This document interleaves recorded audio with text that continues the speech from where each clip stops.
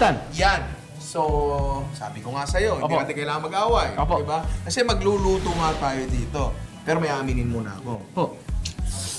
Paturo lang ako.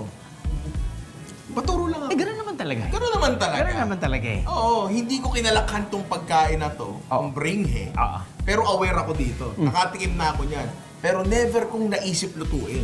Until now. Until now, kasi magpapatayan pa tayo. Ayoko nun. Hindi na. Namatay na actually. Tama. Humingi tayo ng tulong para makapagluto tayo ng traditional bringhe. May tuturing daw na Filipino version ng paella ang bringhe. Noong unang panahon, may iba't ibang bersyon nito ang bawat probinsya.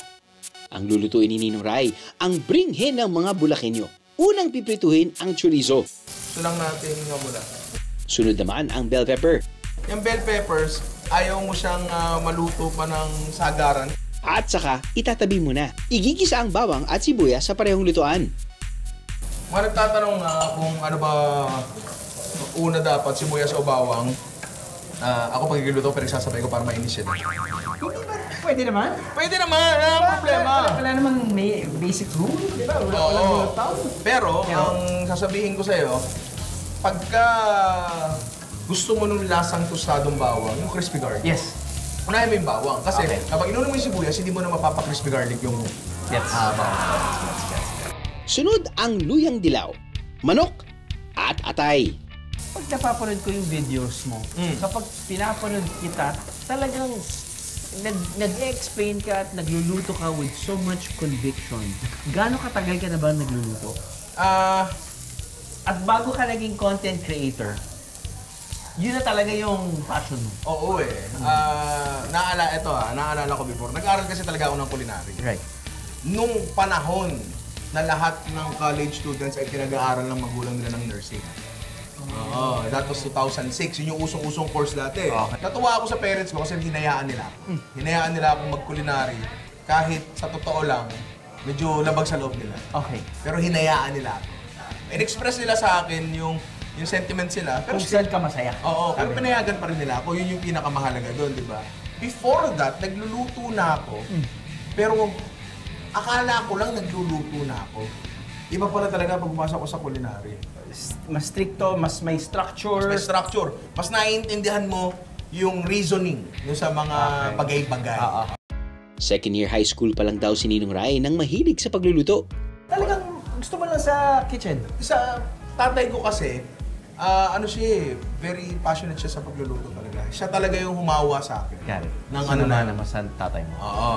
Saman ako talaga sa kanya and syempre, nung ipoperso ko na, wala siyang magagawa. Sa kanya kuminana yun eh. Sabi ko sa kanya, ikaw yung dahilan, ba't gusto ko magluto eh?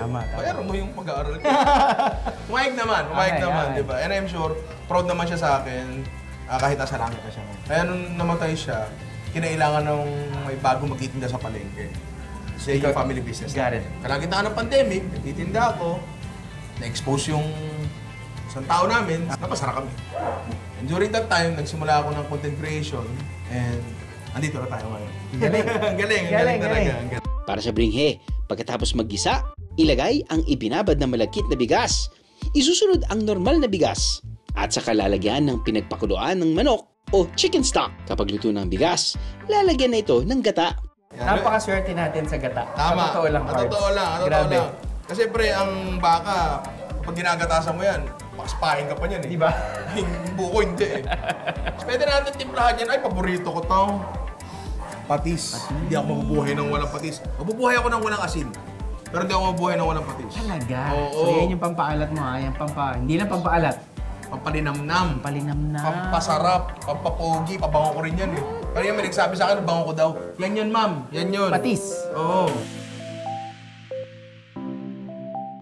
Pero tayo ditong kawali. Okay. Na meron dahon ng saging. Dahon ng saging? Oo. Dahon ng saging yung sinaunang parchment paper. Para hindi manikit. Ngayon, ang dahon ng saging may lasa din yan. So, mag-i-infuse yan. Umiinit siya dyan, natutusta, tapos ang dahon, dahil dahon yan, may dala-dala sariling moisture yan. Okay. Yung moisture na yon, umaangat papunta doon sa ating bringhe at patuloy pa siyang niluluto kasi yan yung kumbaga sa sinaing inin. Inin? Oo, ito yung pinaka-inin niya. Tapos, pag nasusunog yung dahon ng saging, yung flavor ng nasusunog na dahon ay pumapasok na yun sa bringhe natin. Okay. Nagigets mo na? Parang sarap, di ba? Visualize ko na nga eh. Ayan, so gawin na natin yun. Sa puntong ito, isasama na rin ang bell pepper at chorizo na prinito kanina. Tapos hinaan lang natin yung apoy. Okay. Tapos, meron pa tayo isang dahon ng saging dito na i-cover natin sa taas. Iiwan ito ng kalahating oras o hanggang magkaroon ng tutong sa ilalim. And, tada! Waging-wagi ang bringhe ng tagumpay. O tayo niyan. Okay. O, kuha ko ng konting tutong. Okay. Yan. Tapos, try mo kumuha ng medyo malaking portion. Okay. Titignan mong ganyan. Sa amuyin mo. Sabihin mo, the perfect bite. The perfect bite. Mainit pa siya eh. Mainit pa siya. Oh? Kanya ba yung dila mo? Mainit ba? Oh, Ano nga? Kuha tayong tutong, ha? Pasok ka? Biwas ka nga ng bali, pre. Ano ba yan? Bringy lang yan. okay. Ayun mo, the perfect bite. The perfect bite. Yan.